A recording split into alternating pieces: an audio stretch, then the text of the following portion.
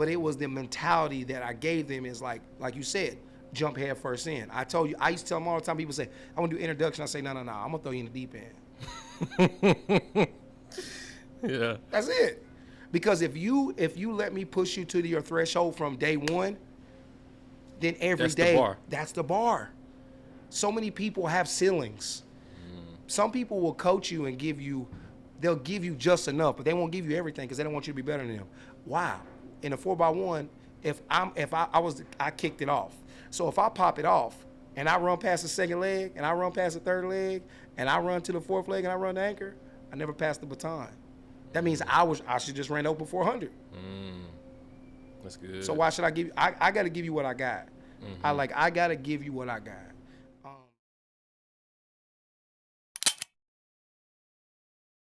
Many people are stuck in the place that they're in largely because of the fact that they're not around people that challenge them. And it's not that they don't know those people don't challenge them, it's that they're scared to be alone. I am going to make a personal commitment to execution over perfection. Right now, my company is making, over $200,000 a month. If you give me a piece of music, what am I going to play? And you put that same, piece of music or elements of music in the hands of Michael Jackson, what is that going to create? Little becomes much when you place it in the hands of the master.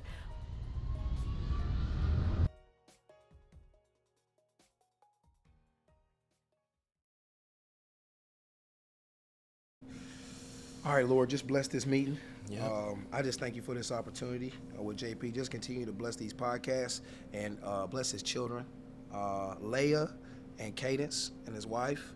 I just thank you for this opportunity for him even to ask a little me. So just give me wisdom, knowledge, and understanding. These things we ask Jesus. Amen. Appreciate it, man. Whew. Well, we're going to dive in, man. It's another episode of Believers Breathe, the podcast. And I sit down with leaders and entrepreneurs, and I have conversations about self-awareness, self-confidence, and self-worth. And, man, I feel like this is going to be a very organic conversation. I'm probably going to let the prayer play at the beginning of this because nobody has ever prayed to open this thing up. And so, man, that's appreciated. But I don't know who you were just talking to on the phone, and that doesn't matter. But I think it is very evident of why I want to sit down and have this conversation with you. I call you the mayor of Nashville.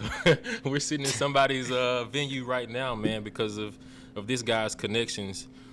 Introduce yourself to people who may not know who you are, man. Man, I'm Jarrod Houston. Hey, it is what it is. Like, the mayor. Nah, man, I just learned to talk to people. Try to love them the best I can. Yeah. And because of that, hey, God bless us with this space. They shut down the space for us. Shut down the space, in the middle of the day. It's crazy. Prime coffee time. Hey, prime coffee time. In the middle of the day. That's wild. It could be either good or one or two things. It could be that they got no business or you the guy. Or I don't know, but I'm thankful though. I appreciate you getting me on here, man. For sure. So what do you do, man? I see what I think that you do, and I'm sure that the people around Nashville have their perception of what you do. But when you introduce yourself to people, what is it that you say that you do? Oh, good one already off the bat. I mean, people, what I do is, the action things is I run a gym, is I personal train, is I do things like that. But who I am is a man of God. Who I am is somebody walking by faith every day, and that's why we're here. I think some of the things and the gifts that I've been blessed with have allowed me to do certain things. But like I say, what I do is every day is pour into people. I serve people, man. And I get paid to do it. And I get paid to do it. So you, I think you're probably one of the, first of all, I've known you now, like if I think about it, probably 10 or 11 years. Yeah. And you look the same. What are you doing? What are you doing to look the exact same? Man, I mean, dude, you don't know, but I've had almost 20 surgeries since. Really? Yeah, man. So I honestly just stay at it. Like, if it's 20-minute workouts, if it's watching what I eat, if it's, it's just literally, like I say, finding what I love. I realize, like, finding what I love will slow down. It's like antioxidants. It's like a blueberry. It's like finding what I love will help slow down those free radicals that help slow down aging. And if I get around things that start to cause me to age, I leave, whether how much money I make or not. I'm out. I'm out. Man, we can already hear how smart you are. I'm going to tell you how smart you are, and you probably don't remember this, or you may. Because of you 10 years ago, I now know the term proprioceptive neuromuscular facilitation.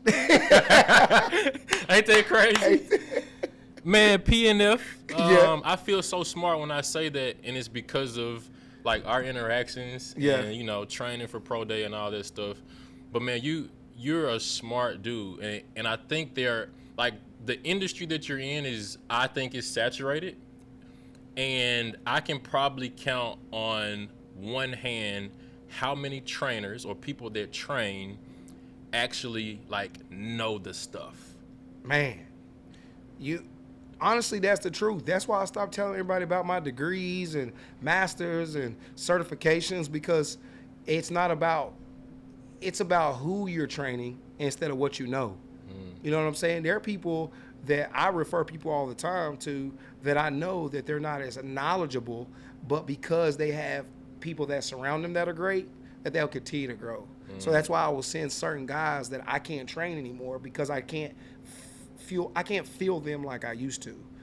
Because before, when I was with you, when I was at the college, dude, that's all I had, with the walk-ons. When you don't even remember, I remember speaking life into you when they took you out when you weren't playing during that time. And then you started playing again. And I remember I was like, dang, because I told you in our workouts, I was like, nah, bro, you're the guy. Yeah. He's like, well, they got this guy coming in. I'm like, no matter what, you're that guy, because I saw the way you walked around. I saw the way you communicated with the guys.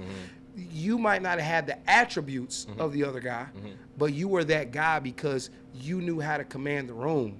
And that was why I knew. And I was like, nah, because you was like, nah, Jay, they not really showing me love. I was like, nah, bro. And it might have been the third game when he got hurt. And you started playing. And I was like, okay. And then things turned around. But then I also saw the shift of when they put him back in, because they think it's about talent. It's never really been about talent for me, man. It's really like, yeah, you want talent. Yeah, you want people to have the attributes that others don't. But really, it's about who wants it. And you wanted it. Like, you wanted it. It's probably evident with your kids, how you raise your daughters. You're intentional. You were intentional. You were early to workouts. You were staying encouraged to guys. You know what I'm saying? When you was out there, when we was doing Blue Dawn, I could tell the way you were interacting with guys, even when you were tired. You know what I'm saying? And you responded good to criticism, even though I didn't appreciate the way the criticism was, because it wasn't ever constructive when I saw. That's why I left. So, but you still took that deconstructive criticism and made it.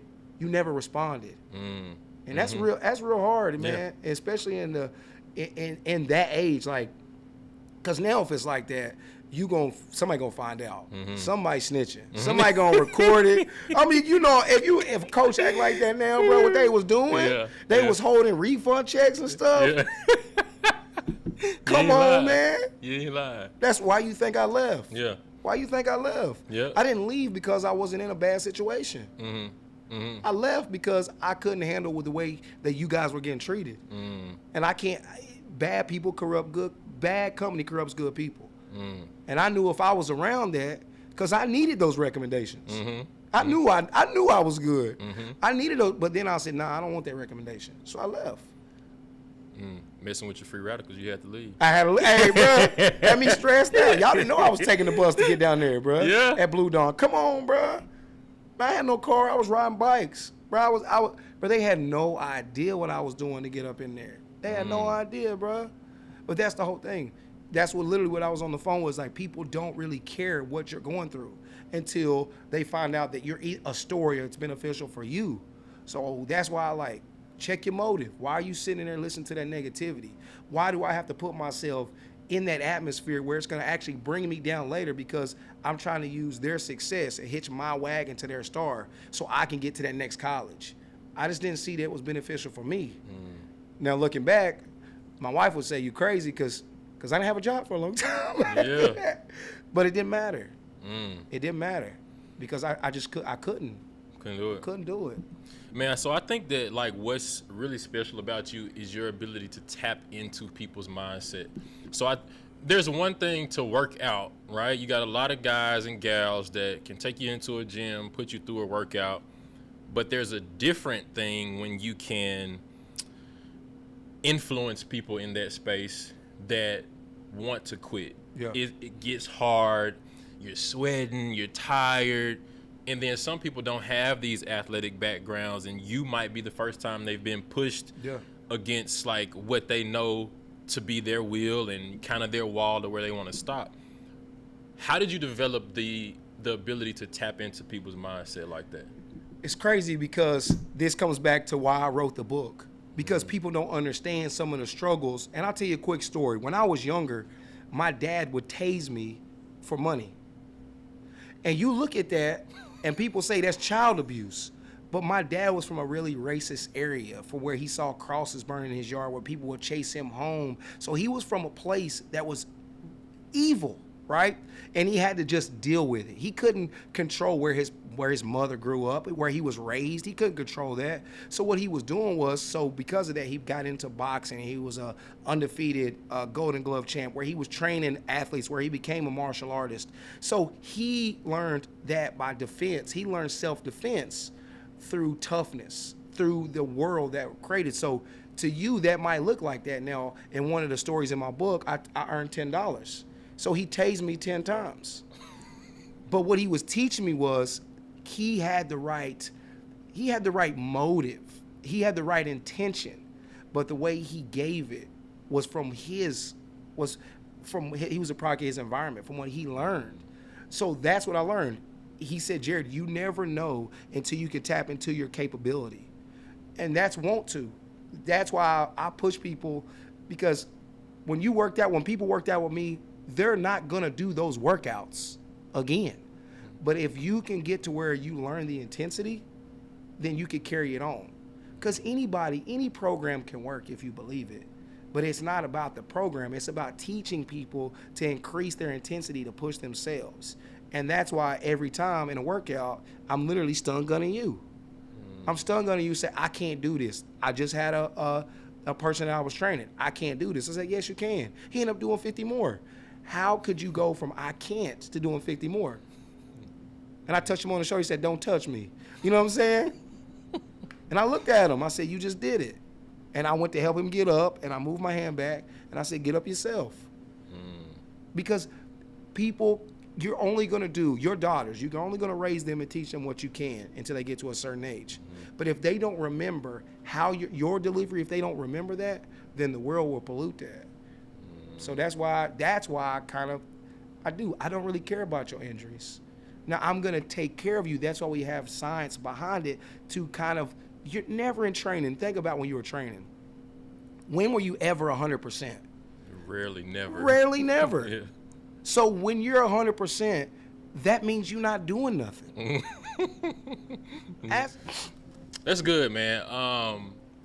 And so, like, just thinking about how I watched something the other day, and it said, anytime we want to go to the next level, we have to go head first. And so just thinking about, like, the people that are coming to see you, whether it's on a daily basis, weekly basis, or just the people you may see in passing, I feel like your impact on people's life is taking them to the next level head first. And so as you think about this mesh and this nexus between people's mindset and then what you're putting their bodies through, how important is it for you to tap into like what you do mentally, the mental work you do before you go in that space, and then just that grappling with people and their mindset? Very important that I have checked myself every day, because we all have struggles. We all have things that we could carry with us, and you don't want to affect other people. So I have to check myself every day, because every day there's an attack, whether it be in marriage, whether it be finances. But that's the grappling that I do with myself before I go in there. But then once I go in and work with somebody, it's the same thing. It's like, if you give someone all of you, regardless of it's 5 minutes or 10 minutes, they're going to feel that. Because at the end of the day, no matter how long you train, how long did you play football, Jay? From 9 to 22, How fast was it over? like that. And when it was over, how often did you practice or play football? Exactly. So these people, no matter if they're with me for one cycle, for a year, for 2 years, I have to give them all of me, because when they're done, they probably ain't gonna do what we used to do. That's the fact of me, like, getting over myself. Like, I have to realize that some people will, and those are the people that come back years later. Like, out of the 19 kids I trained to 22, 19 of them now are graduated. 16 of them got master's degrees. You know what I'm saying? Like, those are the ones that come back and say, hey, coach, this is why I see what you do. Because they don't train the way we do. They don't do hypertrophy. They don't do these rep schemes. They don't eat like they used to. But it was the mentality that I gave them, is like you said, jump head first in. I told you, I used to tell them all the time, people say, I want to do introduction. I say, no, I'm going to throw you in the deep end. Yeah. That's it.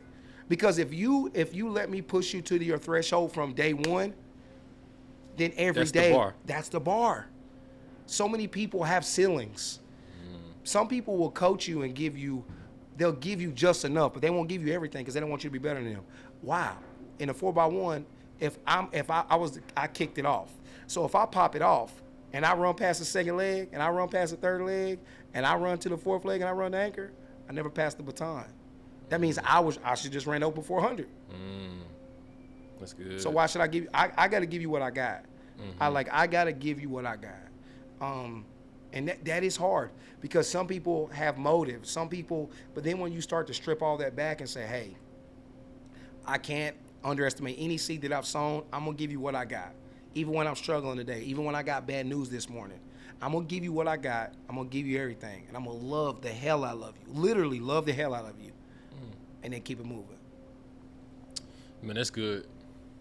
What? So I know that you train at Tidal. Yes. What is your relationship to Tidal? Are you a trainer at Tidal?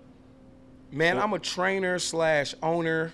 Man, I'm pretty much everything from the maintenance man. Like, I do what they need. Like, I tell everybody, I have sweat equity. I earned ownership, and I'm so thankful for that. And now we have 3 locations. But as far as wearing a title, I don't believe in that. I don't.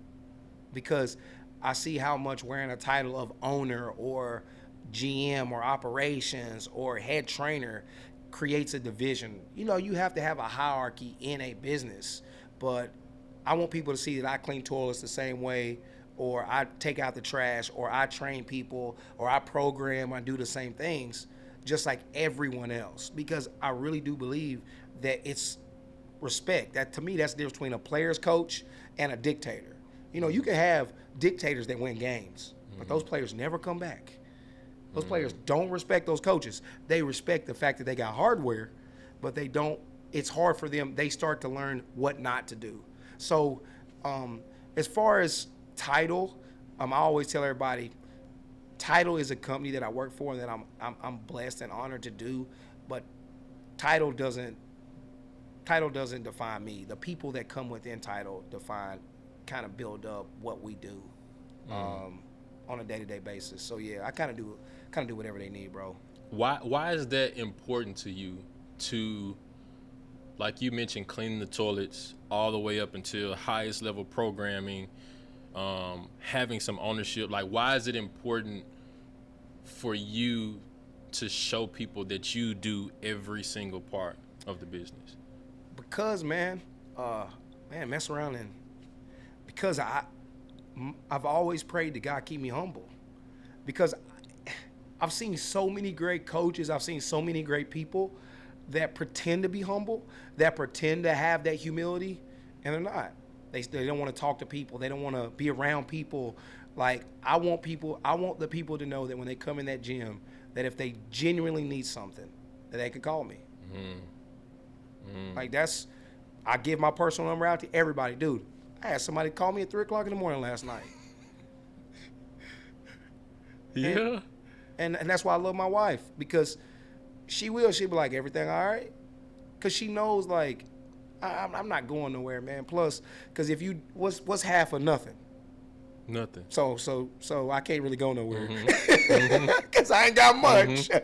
So I know on that end. But I love her because she knows that I really do care about people, even with my struggles that I have with myself.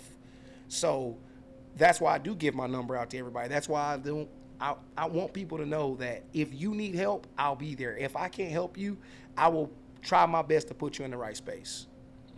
I've seen a lot of people that have it, that will say that, but they don't. I've seen people exploit kids for their next paying job. I've seen people exploit entertainers so they can get better people. Now understand, they call that marketing.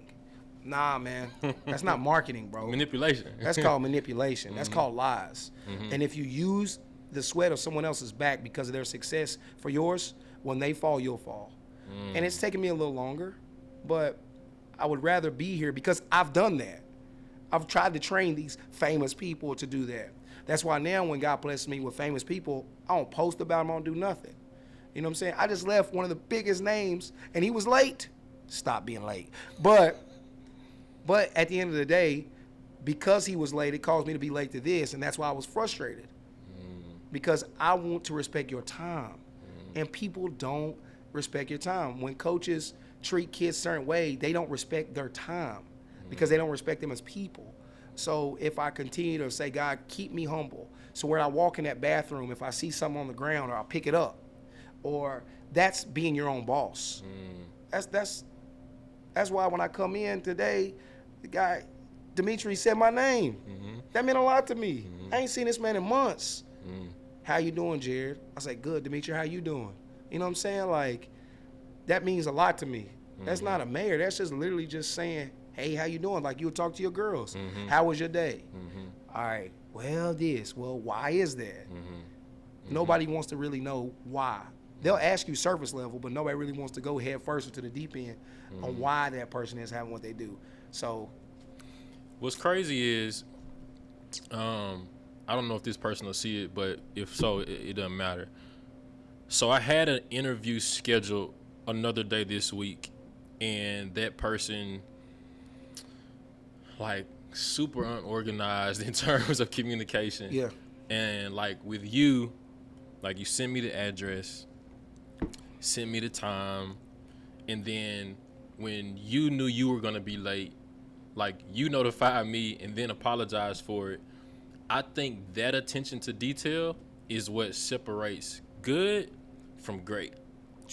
And like when you talk about, hey, I walk in the bathroom and I see that, you know, paper towel remains are here, or this 25 that should be lined up next to this 30-pound dumbbell is out of order, I'm gonna fix it and get that right.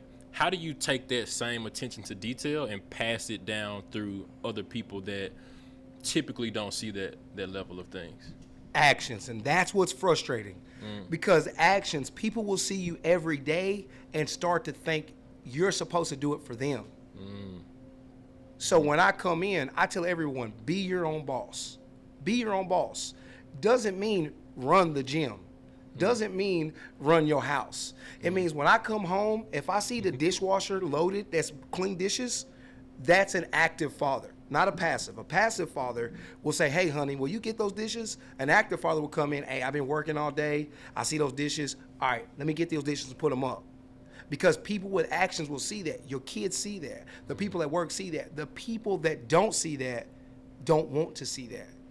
Those were people that God will show you. Doesn't mean you get rid of them. Just means you have to guard yourself more around them because they start taking you for granted. So that person that was unorganized with time means they don't care about your time, regardless if they hear it or not. I was upset because I don't like seeing people wait on me. Like, that's not fair to you. Like, I don't know what you got. You had this schedule. Your daughter could be at home, something going on with your wife, and I threw you off. I threw you off. And that's not, I apologize for that because I realized when I was younger, I didn't care about people's time because I was only worried about myself and how I felt. When you shift that mindset and start thinking about how others think, you're still gonna get irritated because you'll really realize how people are. Because every day I pick up that paper, or I see that toilet and I need to clean it with those wipes, or I see the mirror that's got dirty handprints. You know what I'm saying? They think I'm supposed to do it every day. So then you get frustrated because they're like, hold on, I'm showing them by example. But just because you're showing them by example, they might not catch it today. They might catch it in 10 years from now. So I try to walk in expectation, unexpecting of others. Because because I gave you everything every day, Jay. I was showing you PNF. I was doing all these things. And then I didn't see you for 7 years. I could have got frustrated. But when you called me, bro, I was so happy. I was like, man, I'm glad this dude. Like, I've been watching the bike. I've been watching the bike drives. I've been seeing everything. I've been praying I see gains coming to the gym. I see this. I'm like, just because you don't see me, don't mean I ain't praying for you. Just because I want you to grow. But that's what it means, is that you noticed what I was doing back then, even when they didn't. That's a blessing for me. So it's like sowing that seed, not knowing when it's gonna grow. So, That's man. Good. That's good, Man. What is, and I think there's a place where people that are leaders and entrepreneurs, they wrestle with this passion that you are speaking with versus the payment that has to keep life going, right? Because even if people didn't pay you for your expertise, knowledge, skill set, passion that you bring into this space, you would still be thinking about it, and just innately you would gravitate towards, like if you were in the gym by yourself and you weren't training and someone was doing an exercise wrong, even if this person wasn't paying you, you're like, hey, that's wrong form. I got you. I'm gonna take this 2-3 minutes to, but it's not sustainable for life. Like, you got kids, you got wife. What is the fine line that you walk between your passions and then like the finances that just comes with life? Well, I'll say this, and I'm not a pastor. The Bible talks about money over 100 times. It talks about money more than anything else in the Word. It talks about money more than anything else. So that means Jesus wanted us to know about money. Money is a tool and a resource. I think a lot of people think that the more money you have, you going to hell. No, it's that you worship that money. I want more money. I am going to be a millionaire because it will allow me tools and resources to get to where I need to be able to help others and help myself. So when I was younger, I let my passion outweigh my purpose. So my passion, I would go out and I would help all these kids because it filled me. But they wasn't paying me nothing. Now they paid me, and parents was, we love you. They getting scholarships. They never paid me a dime. But then when I readjusted and I started realizing my purpose was, okay, this is a gift that God gave me. But if your gift doesn't make way for other opportunities, then guess what?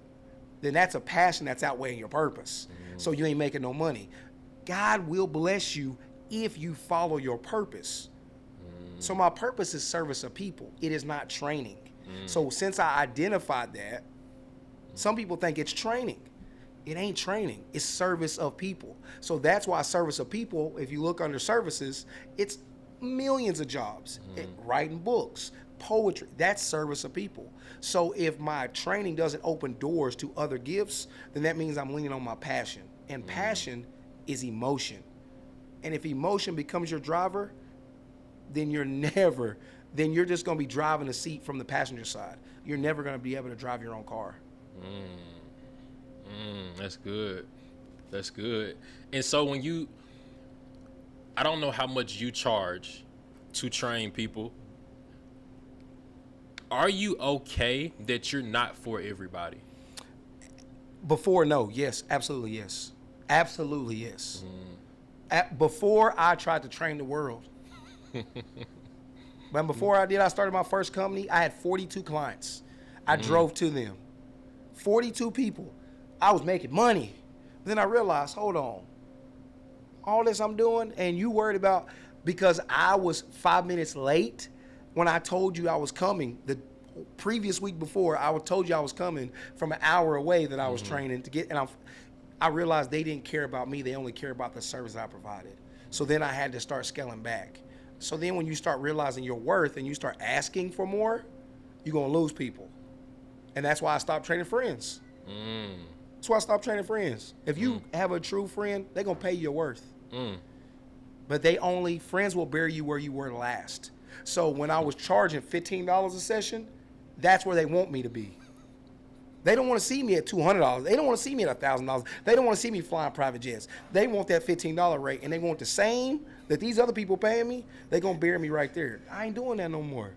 I still love you, but I ain't working with you. So every time somebody calls me, I want you. You know what? I'll kind of feel, I'll pray about it. If I don't feel it, I'll give them to somebody else. I need that money. But is it them taking my time over $100, over $75, over $200? Is it worth them taking my time and causing me remorse and frustration? Is it worth it?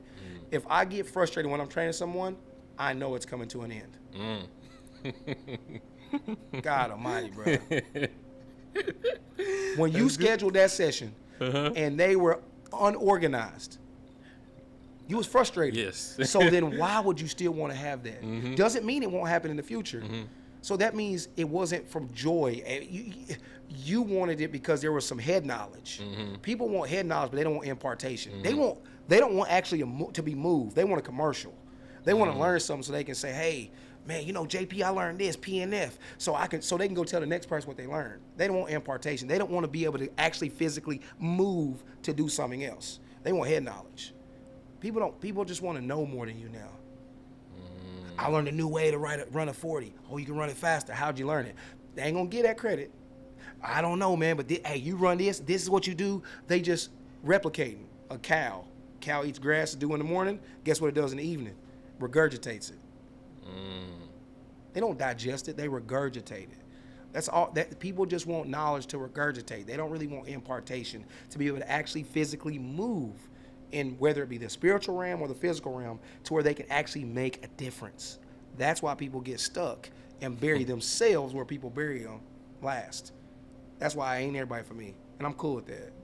That's so good, especially right now because we have access to so much knowledge. Come on, bro. And it's like information overload. Come on, man. But people have listened to, watched information for 5-6 years and ain't done nothing. Ain't done nothing. You say entrepreneur. What is an entrepreneur to you? What is an entrepreneur to you? So now, I think it's someone that has the ability to drive income based on a skill set. So they only have to be able to drive income for a skill set. With a skill set. With a skill set. So there has to be creation. There has to be implementation. Right? Then it has to be facilitation. Right? So you have to have that triangle. You have to have, and then it has to be, what is it for me in a brand? How can I water everything down to make it so simple to where they need my product? An entrepreneur is more than just product, consumer. It's more than that. But now they'll tell you that that's what it is. An entrepreneur is someone that can create something to make money. So to me, an entrepreneur is that guy that's sitting on the side of the street instead of going to the guy that is growing his own watermelons from his ground, because he had to have the idea. Then he had to have the patience and the wherewithal to wait for that production of that fruit. Then he had to get the means to drive it to a place to scout out all the stuff to where he's like, okay, there's a farmer's market here, but I'm gonna park here, put my sign. So it's more than just that. It's more than just finding consumer thing. To me, anyone can find something to sell.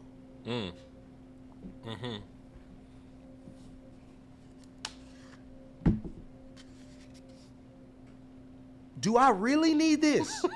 No, but it's on your cup. And it's on mine too. Yeah. And every time they give it to us, we need to slide that on there. McDonald's sells the most, and they still do more in coffee than Starbucks does. Right?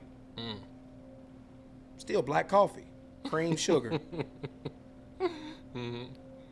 So to me, like I say, it's more than just creating a product for someone to consume and pay for. An entrepreneur is someone that is a visionary, that will implement and that will facilitate. And that takes our wives speaking out against it. That takes so many of our friends saying it ain't worth it. That's how this podcast came about. Because as soon as you told somebody about it, those same people that was hating on it, probably some of the same ones that you done interviewed. Yeah. So now, man, how long have you been training? Let's go to how long you've been training, period, and then how long have you been at your current role? Man, I tell everybody I've been training since 4 years old. My dad had a martial arts studio, so I've been in front of a class since I was 4. I'll be 39 on your daughter's birthday. So Looking like you're 22. thank you. Hey, thank you.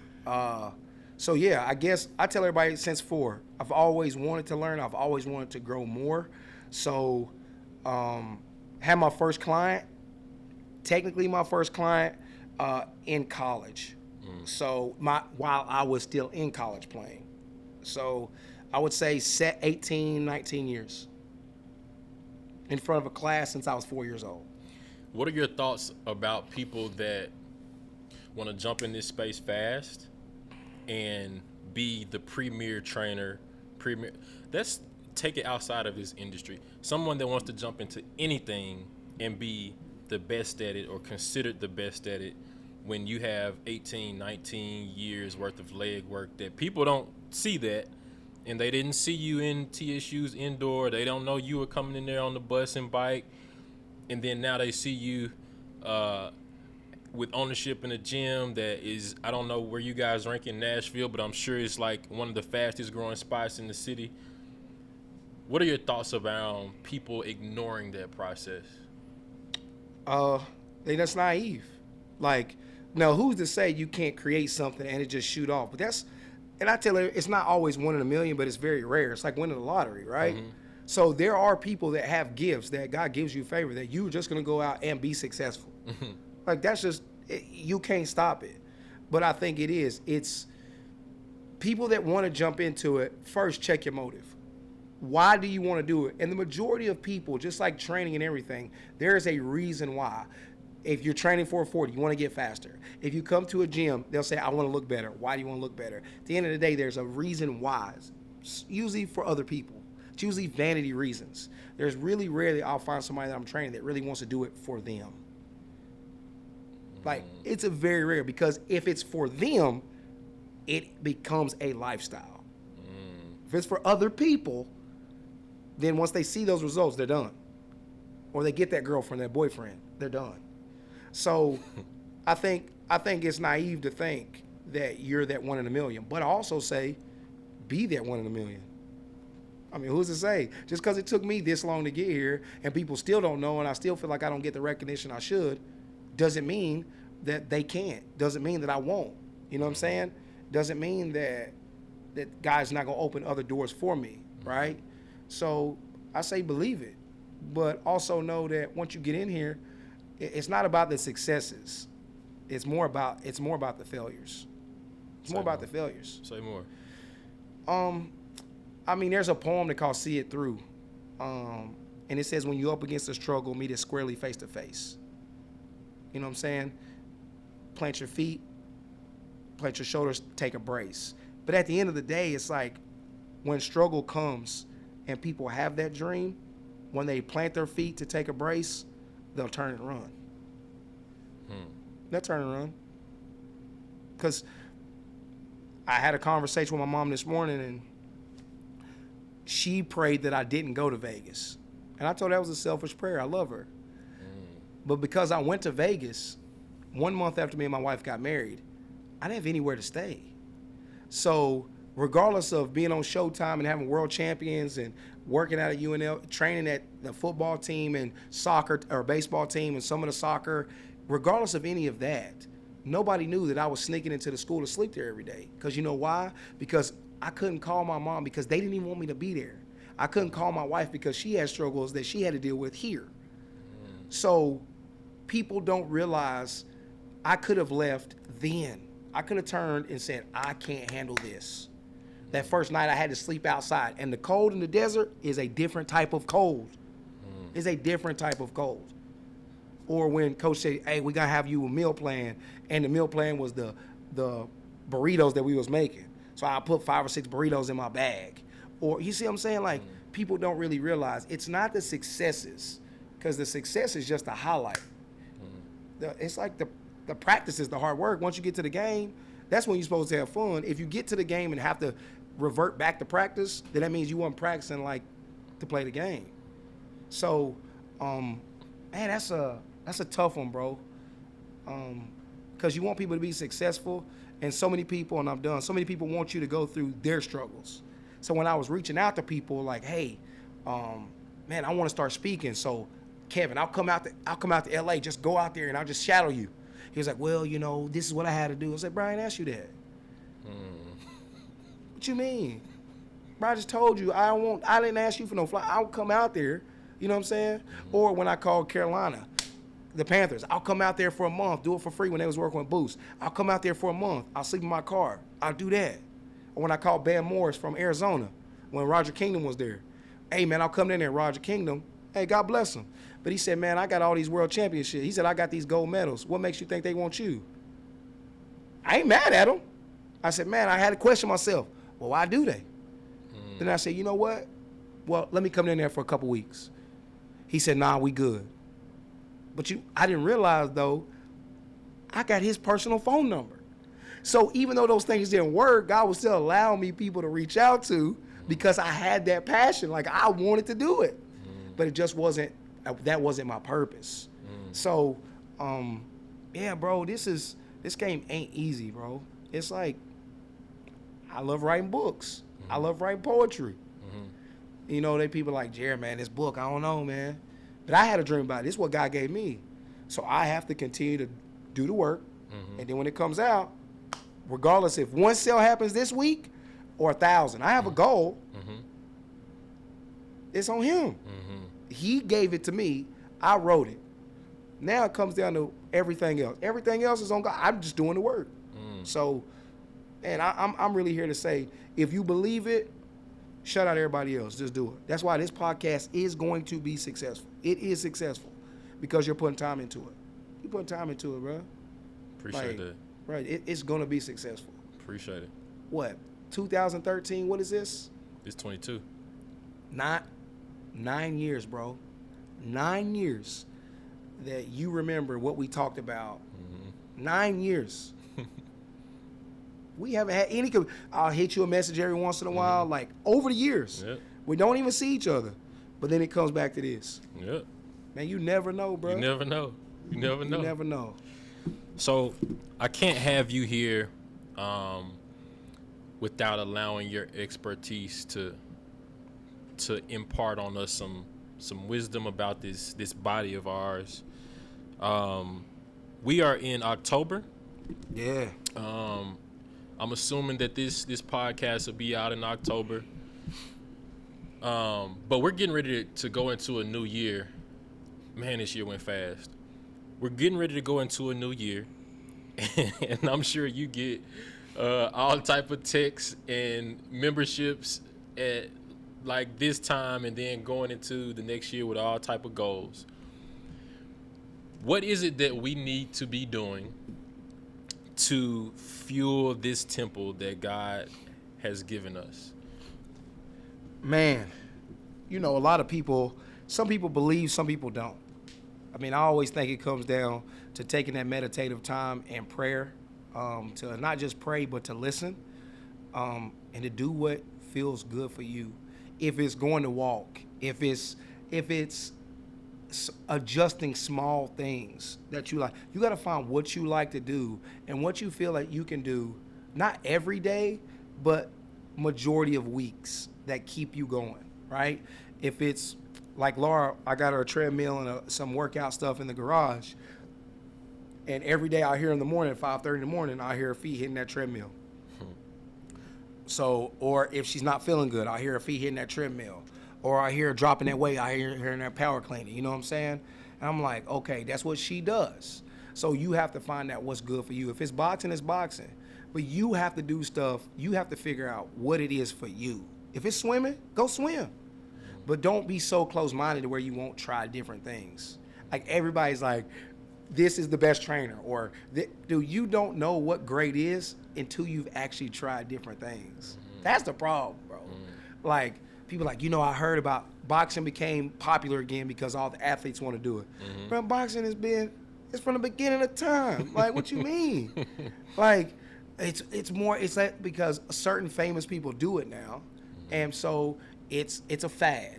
Dude, you got to do what's good for you. If you come in the gym and you just hit the speed bag and you do walking lunges, then do what's you. And I leave people alone. People get so frustrated, like they not even listening. Like, bro, they just need the atmosphere. So you need to find the atmosphere, whether it's YMCA, whether it's, and that ain't a plug for the YMCA, whether it's Tidal, whether it's the college. You got to find the atmosphere that makes you want to work. That makes you want to work. Not a commercial. That makes you want to work. If not, for some people, it's running outside. I think right now the hardest part for me, and I'm probably speaking for some others, is we don't know what to do when it comes to diet, because there's so many different messages about what's good, what's not, what you should eat, what you shouldn't eat, that I'm confused. Yeah. And this is what I tell people. People tell me all the time. Like, I even had this lady reach out. She's like, I'm the heaviest I ever been. She's a power lifter. She was like, I want to work on this. She said, I don't know what to do. And I'll tell you this. You know what not to do. Yeah. You just want somebody to hold you accountable. You don't want to think about it. You're an athlete. When you were an athlete, you didn't have to think. They told you when to get up. They told you when to get to class. They told you when to do that. You don't want to do it. You don't want to do it. So because you don't want to do it, you ain't stuck with nothing. You were like, well, they telling me this. The Atkins diet. They tell me just to do this. They tell me don't do this and be vegetarian and be vegan. Well, find out what's good for you. But don't push your thoughts on me because it worked for you. You just not doing nothing. I tell people today in our meeting, I told a lady, you're so scared of this change that you're doing nothing. And because you're doing nothing, you're dying. You know what not to do. Are you supposed to be eating a lot of fried foods? Are you supposed to be eating carbonated drinks? Or drinking carbonated drinks? Are you supposed to be eating a lot of sugar? There you go. I feel you. You just ain't stuck with something, like I told you, for at least 63 days to where you will see the benefits, because we're instant gratification. If you haven't seen it within 72 hours, you're like, I ain't doing it. Like some people, they leave the gym and say, I'm so sore, this is good. Just because you sore don't mean it was a good workout. That's not the truth of it. It's like the science behind what I'm doing is to get to a certain point for the true program. You know what I'm saying? So I tell people, you know what not to do. You just allowing all the other stuff because there is an overload in knowledge. But you're allowing everything everybody's saying to stop you from doing nothing. So you're just afraid to do something. Do something. Stay with it for 21 days. Create a habit. If you start to see the result, then stay with it for another 21 days. Then if you start to see that consistency, stay with it for another 21 days. You stay with football for over half your life. And you knew some of them coaches didn't know what they was talking about. Believed everything. Tackle with your head down. Spear them. Any lie. Yeah, concussions ain't real. Yeah. You know what I'm saying? So you can believe in what people are telling you that's a lie, and you know it's wrong, but you still do it because you believe in them.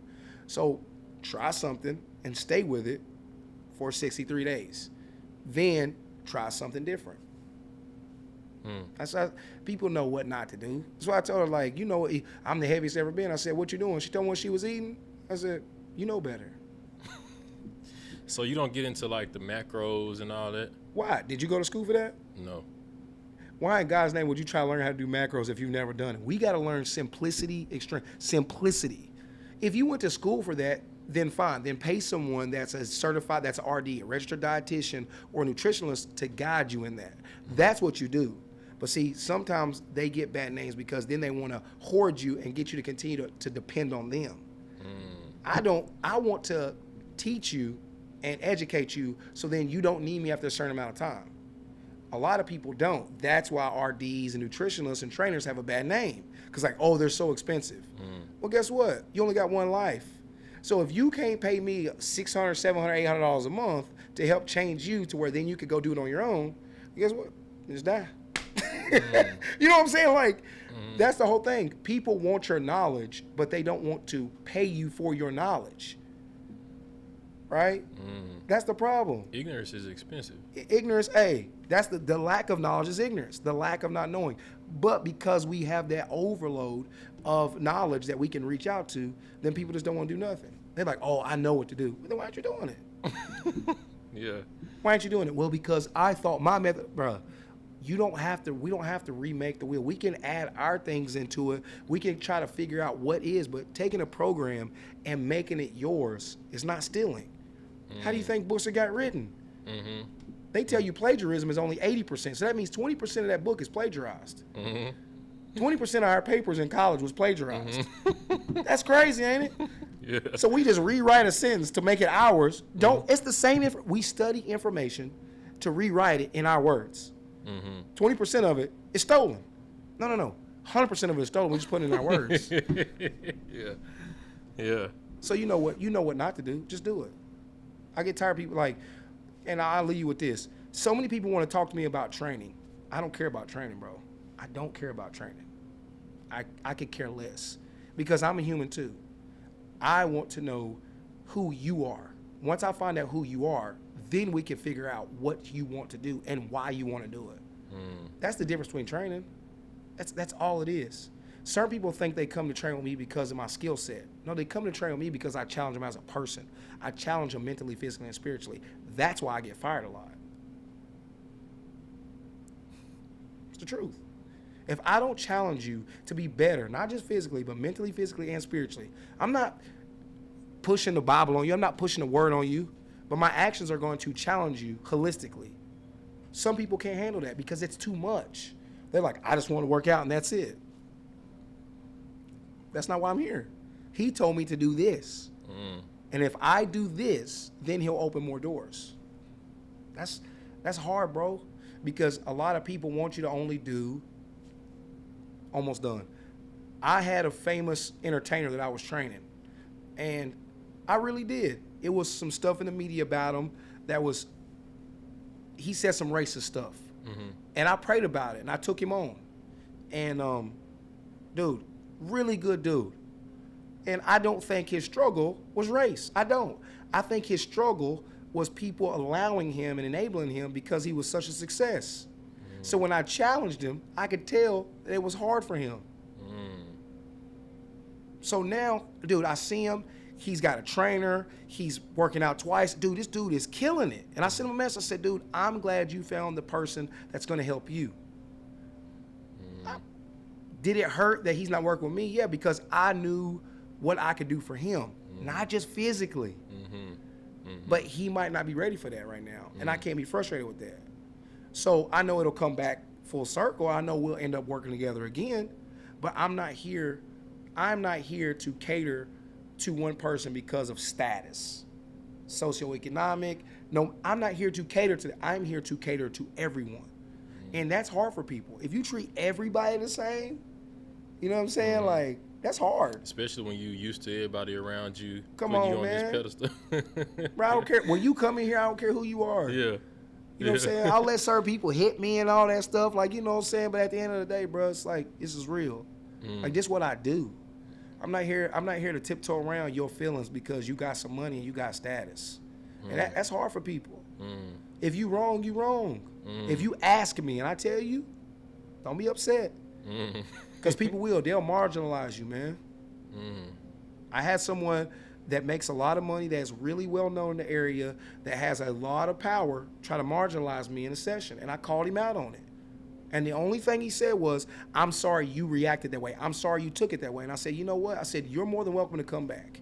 But I said, don't get upset because I told you what you did. Not because what you said, because your actions. I said, dude, you might make millions. You might be doing $1 million deal while we're here in this session. but you also marginalized me and forgot that we're in this session. So why are you making me sit here wait for you to do this? I'm supposed to respect you, but you're not respecting my time. So because I call you out, the only thing you can combat that is I'm doing $1 million deals right now, dog. I said, hey man, with all due respect, I don't care about your $1 million deals. Right now I'm dealing with lives. He ain't like that. So we don't work together anymore. But I was more upset because I let my emotions become the driver, because I was tired of feeling like that. And I was compromising who I was because I felt like, because everybody was like, you need to work with them. You need to work with them. I don't care. I pray that he is still successful. And I pray he comes back. But if he doesn't, so well, because I know he thinks about it. And I hope he doesn't treat anybody else like that, because old Jarrod would have smacked him. And he knew that. He saw my eyes. You know, like, bro, like, we in here doing this for fun. We in here trying to teach you and educate you. But just because I don't fight professionally, just because I don't do that, don't mean this. I was cultured in this. That's what I said, like, bro, like, y'all want to do this for fun, bro. This is my life. Like, people disrespect that, man. People disrespect. Don't let someone disrespect your passion and your purpose for this podcast to get a word out for you to educate that. So I challenge you. Interview your wife. She's a leader. What does she do for a living? She's a physical therapist, clinic director. She's a clinic director. Where at? Results Physiotherapy. Shout out Results. I used to do a deal with them. Which location? Hermitage. Great job. You know what I'm saying? So she's a leader. So interview her. Ask her these same questions, because she'll start to respect you and you'll get insight from her that you didn't realize, and it'll shift your podcast. But also don't let people, man, don't let people tell you this crazy, because it's crazy. This is crazy. This is crazy for us to come in here, we ain't had zero interruptions at a busy coffee shop. They have respected our space. We didn't pay for this. This is a blessing. So I appreciate you letting me talk a lot. I know that I don't know. I mess up a lot. But I really do want to help people. And I want people to realize, like, there is enough space. There are more than enough avenues for all of us to continue to grow. Not to chase money, not to chase fame, but to help others. And if we follow our purpose with passion, then it will open doors to so many other things. Not just this podcast, but writing, speaking engagements, because that's what people need to see. People think just because you have a status that you should speak. No. Everyone is important. Nobody knows. So if you hear me, you know who I'm talking about. If you hear this, I forgive you. I ain't mad at you. And I'm glad you're being successful. To my partners, I ain't mad at you. I'm glad you're doing other things and being successful. But just know, status isn't important. It's not important. We are all important because we all have status. It's just that people put us in a type of queue or a line from a hierarchy standpoint, and they think some people are more valuable than others. I would do this podcast if it had one follower because of you. That's it. That's good. Man, I close every podcast by blowing up this balloon, and I allow guests to write one word or one phrase that you believe stands in between people and their goals.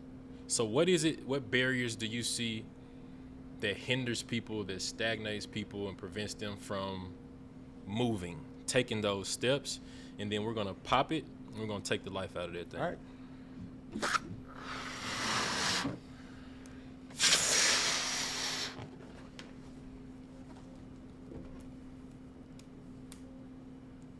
I have horrible handwriting. I'll let you write it. All right. Go ahead. Belief. That's good. Yep. Belief. Say more. What do you mean? Belief in the dream that they had, belief in the passion that they have, belief in the purpose that they have. And then, in turn, once they confess it to others, believing in what they say. If you stay secret to what's belief, that what God gave you or that unction that you have, and you just go to work, then when they start telling you and speaking out and telling you what they believe, then what they believe won't matter. Stop believing in what they say. They don't know what you got. So when God give you something, your wife don't know yet. So before you tell her, ask God to show her. Because good. sometimes they'll speak on it. You know what I'm saying? Like, that's why now when I'm doing stuff, I'm doing it in secret. Like, I ain't telling anybody about this podcast because they be like, what you doing this for? You don't need it. Like, no, your belief ain't got nothing to do with me. Stop believing what they say. Believe in you and what he said you can do. And that's it. That's good.